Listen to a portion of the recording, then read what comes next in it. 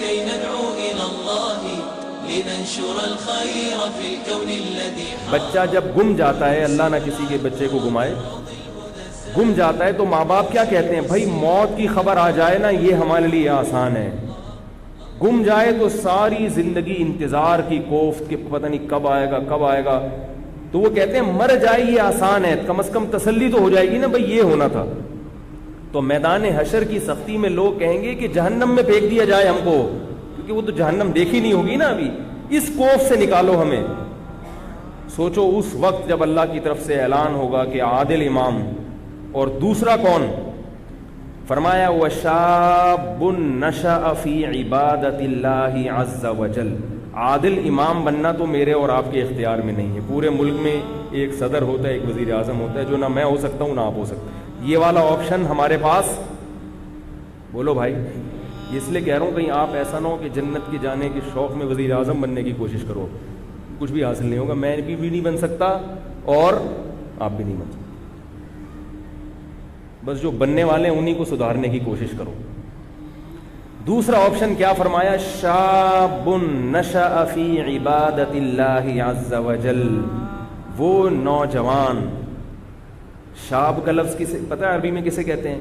15 سال سے لے کر 30 سال۔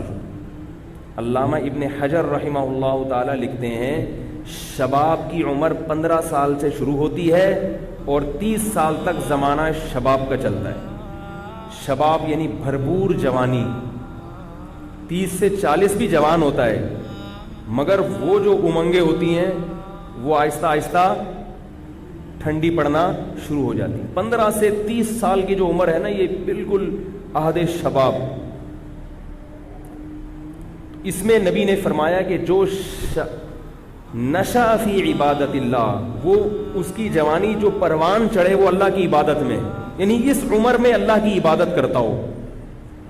اس عمر میں واٹس ایپ پہ بیٹھنا آسان، فیس بک پہ گھنٹوں گھنٹوں لڑکیوں سے چیٹنگ کرنا آسان۔ میں نے بتایا تھا نا فیس بک پہ کچھ لڑکے بیٹھے ہوئے تھے، ثنا نام کی کوئی آئی ڈی سے کوئی انٹر ہوا، سارے آگے ایک دم، جب دیکھا ثنا آئی ہے بھائی، تو غفور بھائی بھی، کلیم بھائی بھی، وسیم بھائی بھی سب ایڈ ہو گئے، سب نے خیریت پوچھنا شروع کر دی اور سنائے، سارے جناب جنگل کی آگ کی طرح خبر پھیلی۔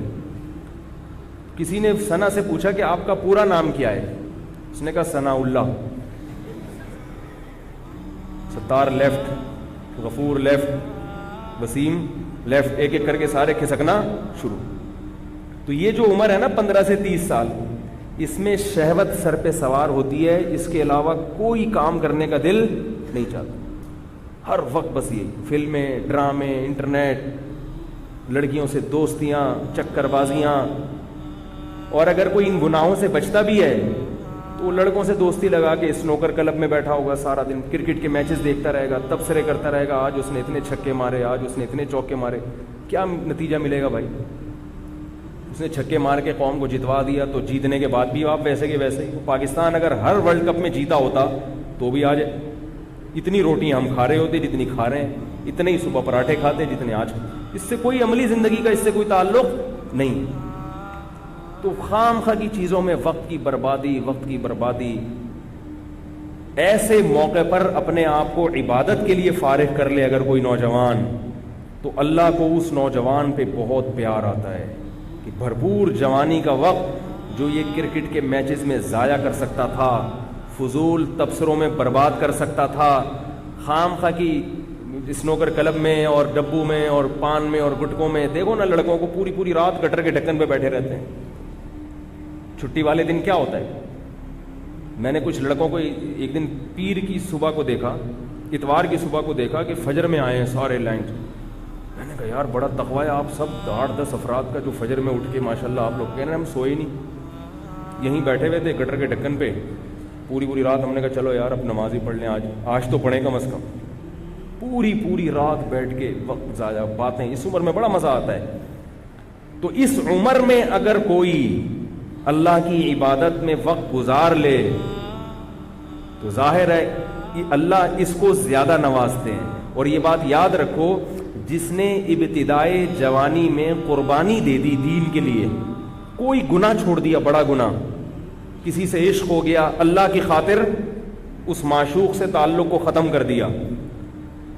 کوئی لت پڑ گئی بیہودہ فلمیں دیکھنے کی, یا اور کوئی غلط ایکٹیویٹیز میں پڑ گیا, خواہشات نفسانیہ کا غلام بن گیا, زنا میں پڑ گیا, اس عمر میں اگر اس نے توبہ کر لی اور توبہ پر قائم رہا تو ابتدائی عمر میں جو توبہ کرتا ہے صرف آخرت کا فائدہ نہیں ہوتا, اللہ اس کو دنیا میں بھی بہت نوازتے ہیں اور اس کو مقتدا اور رہبر بناتے ہیں. جو نوجوان ابتدائی جوانی میں توبہ کرے گا, توبہ تو 99 سال میں بھی مقبول ہے, مگر 99 سال میں توبہ کرو گے اپنی ذات کو فائدہ ہوگا, بس دین کا کام نہیں لیں گے اللہ. ابتدائی جوانی میں گناہ چھوڑ دیے, اللہ مقتدا اور رہبر بنا دیتے ہیں. اس زمانے میں یہ ہمارا مشاہدہ تجربہ ہے, اللہ اس کو مقتدا اور رہبر بنا دیتے ہیں, خاندان میں عزت عطا فرما دیتے ہیں, اس سے کام لیتے ہیں اللہ تعالیٰ بہت. تو اس لیے جوانی کی ابتدا میں ہی یو ٹرن لے لو. اس امید پہ توبہ کو مؤخر مت کرو کہ یار جب 40 کے ہو جائیں گے, جب 50 کے ہو جائیں گے, جب 60 کے ہو جائیں گے تب توبہ کریں گے. یہ حماقت اور بیوقوفی ہے. ابھی فائدہ ہے, اللہ عرش کے سائے میں جگہ دیں گے. اور اس لیے بھی کہ یہ بات خوب یاد رکھیں اچھی طرح کہ ابتدائے جوانی میں جیسے گناہ کا جوش بہت زیادہ ہوتا ہے, توبہ کا جذبہ بھی بہت زیادہ ہوتا ہے. میں اس کی ایک مثال دیتا ہوں, نئی گاڑی کی اور پرانی گاڑی کی. دیکھو نئی گاڑی کا ایکسیلریٹر کتنا زبردست ہوتا ہے نا, ذرا سا پاؤں آپ نے ایکسیلریٹر پہ رکھا اور گاڑی زوں کر کے بھاگی. نہیں آ رہی سمجھ میں میرا خیال ہے. او بھائی کبھی نئی گاڑی کیوں چلایا ہے, بیٹھے ہو کبھی, رینٹ پہ لے کر آؤ اور ایک دفعہ ٹرائی کر کے دیکھو. اس کے ایکسیلریٹر پہ آپ ذرا سا پاؤں رکھو گے گاڑی زوں کر کے اٹھتی ہے کہ نہیں اٹھتی. لیکن بریکیں بھی اسی حساب سے مضبوط, بریک پہ ذرا سا اشارہ کیا وہیں جام ہو جاتی ہے. جتنی بھاگنے کی اسپیڈ ہے نا اس کی, رکنے کی رفتار بھی اسی حساب سے. نئی گاڑی کے بریک شو اتنے مضبوط ہوتے ہیں کہ آپ نے اگر بریک پر مکمل پاؤں رکھا گاڑی قلاوازیاں کھا کے گر جائے گی مگر وہیں اسٹاپ ہو جائے گی, وہیں رک جائے گی. وہ جوان آدمی کی مثال بالکل ایسے ہے. اس کے دل میں گناہوں کی جو امنگیں ہوتی ہیں, بد نظری کا دل چاہتا ہے اس کا, کوئی عورت جا رہی ہے دل چاہے گا اب جا کے پکڑ لوں اس کو میں, اسی کے ساتھ رکشے میں بیٹھ کے ایڈریس بتاتے بتاتے گھر تک پہنچ جاتے ہیں اسے. یہ جوان آدمی کی امنگیں ہوتی ہیں. کوئی بےہودہ سین نظر آئے گا فیس بک پہ, انٹرنیٹ پر, دل چاہے گا فلم دیکھوں پوری میں, جوش ایسا ہوتا ہے اس کے اندر, بہت مشکل ہے نظر کی حفاظت. لیکن جتنا اس کے اندر جوش ہے نا, اگر وہ اس خواہش کی مخالفت کرنا چاہے تو اس کی بریکیں بھی اتنی مضبوط ہوتی ہیں. میں نہیں کہہ رہا, یہ بڑے بڑے علماء نے, بزرگوں نے لکھا ہے یہ. اس لیے حضرت حکیم الامہ مولانا اشرف علی تھانوی رحمہ اللہ, جن کو حکیم الامہ اس لیے کہا جاتا تھا, وہ فرماتے ہیں کہ اللہ کی قسم بڑھاپے میں توبہ کرنا بہت مشکل ہے, جوانی میں توبہ کرنا آسان ہے. بڑھاپے میں اعصاب کمزور ہو جاتے ہیں, توبہ کے لیے نفس کی مخالفت چاہیے. بڑھاپے میں اعصاب کمزور ہو گئے, مخالفت نہیں ہوتی انسان سے اپنی. بڑھاپے میں جب اعصاب, دیکھو بیمار آدمی جو ہے نا وہ چاہتا ہے میری مرضی کے خلاف سارے کام ہوں, میری مرضی کے مطابق سارے کام ہوں, وہ چاہتا ہے نا. آپ کی طبیعت خراب ہو تو آپ چڑچڑے ہوتے ہو کہ نہیں ہوتے؟ بھائی ہوتے ہو نا یار. دیکھو آپ کو بخار ہے, نزلہ ہے, کھانسی, گھر میں پڑے ہوئے ہو, بچے شور کر رہے ہیں تو آپ کیا کہہ رہے ہو؟ تو پہلے ہی میری طبیعت خراب ہے, اوپر سے تم چڑچڑ کر رہے ہو, کہتے ہیں نا. آپ کو بخار ہے, آپ لیٹے ہوئے بخار میں, بیگم نے کوئی الٹی بات کی, آپ کا ایک تو میں بخار میں جل رہا ہوں, اوپر سے مجھے اور تپ آ رہی ہے, تو کہتے ہیں نا. بھائی میں صحیح ہوتا, میری صحت ہوتی, پھر الٹی سیدھی باتیں کر لیتی, تھوڑا انتظار کر لیتی ٹھیک ہونے کا. بیمار آدمی چونکہ کمزور ہوتا ہے, لہذا اس میں برداشت کی قوت, بولو بھائی, ختم. اب اس سے اپنی مخالفت نہیں ہوتی, تبھی بیمار کا خیال کرنا چاہیے, بھائی جو وہ کہہ رہا ہے کر لو. صحت مند آدمی اپنی مخالفت کر لیتا ہے. صحت مند آدمی کے گھر میں بچے چیخ رہے ہیں, برداشت کر لے گا, چیخ رہے ہیں تو کوئی بات نہیں, برداشت کر لے گا, جس کی صحت اچھی ہے.